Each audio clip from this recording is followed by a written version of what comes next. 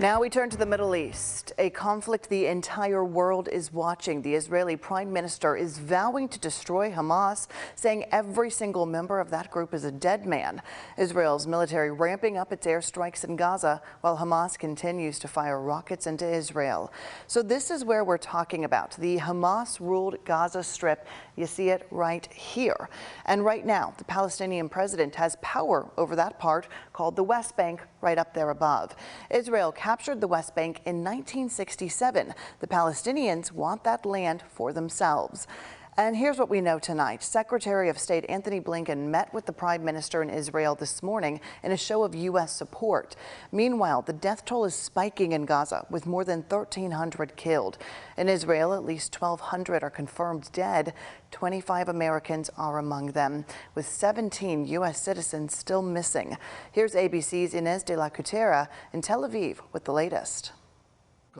Israel swearing in a new national unity government following last weekend's intelligence failure, which allowed hundreds of Hamas terrorists to sneak into the country, killing at least 1,200 Israeli citizens. It's hoped the move will restore confidence in the government to keep the people safe. Israel's defense forces continue their retaliatory airstrikes on Hamas targets in Gaza. Officials say they are focused on killing Hamas leaders and their terrorist fighters in retaliation for the savage attack on innocent Israelis. Men, women, and children in the Jewish state slaughtered by Hamas in their homes and on the streets. Prime Minister Benjamin Netanyahu calling Hamas an enemy of civilization. No leader should meet them. No country should harbor them. And those that do should be sanctioned. A suspected Hamas terrorist appeared with a knife Thursday at the grounds of the music festival in southern Israel, where hundreds of concertgoers were killed. Israeli soldiers immediately subduing the suspect. In Gaza, residents are desperately searching for safe spaces, thousands seeking shelter in UN facilities across Gaza. The blockade by Israel's military has left the Palestinian people without food, water, and electricity, hospitals overwhelmed, struggling to treat the more than 6,000 wounded by Israeli airstrikes. There were a lot of bombings around us.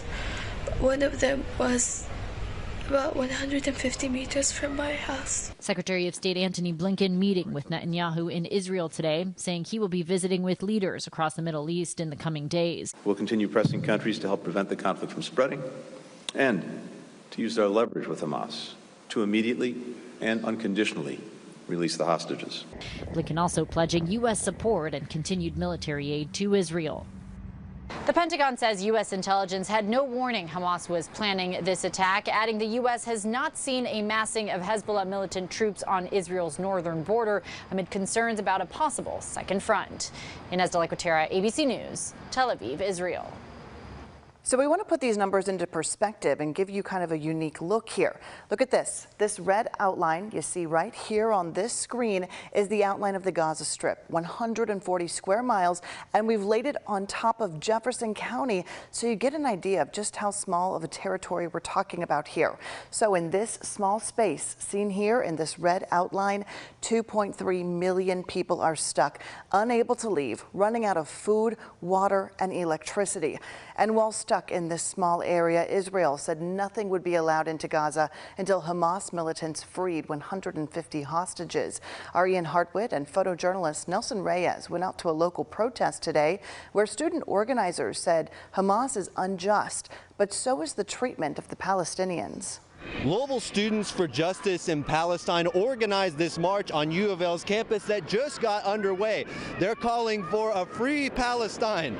That means no Israelis occupying that territory. Free Palestine! Before the march began, we spoke with the organizer who remained anonymous for fear of retribution. He says their march doesn't support Hamas killing civilians. While Hamas may be an unjust organization, they are created through the apartheid regime that Israel and Western supporters put in place. Walter Tillow, a Jewish American, came to the protest condemning Israel's actions. The Israelis have been occupying Palestinian land, been occupying Palestine for 75 years, and they keep shrinking. With walls and military barriers, Palestine is currently cut off from humanitarian aid. It's an open-air prison, being locked from land air, and sea. Rami Badwan, an American-born Palestinian, says he visits his home country during the summer. There are tanks that go through my village, and they throw stink bombs in our houses to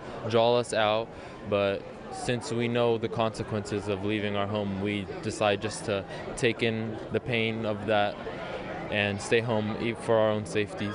Those we spoke to said the conditions in Palestine are terrifying, and that even before the Hamas attack, access to resources like water were unreliable. Thousands have died since war broke out. More will until this decades-old conflict ends. In Louisville, Ian Hardwick, WHAS 11, on your side.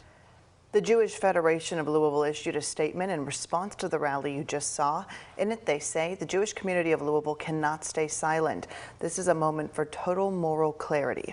Rallies glorifying and celebrating the slaughter of innocent parents and children should be loudly and resoundingly condemned by everyone in our community. Today, we call on the people of Louisville to join us as we pray for peace and justice and condemn Hamas's reign of terror.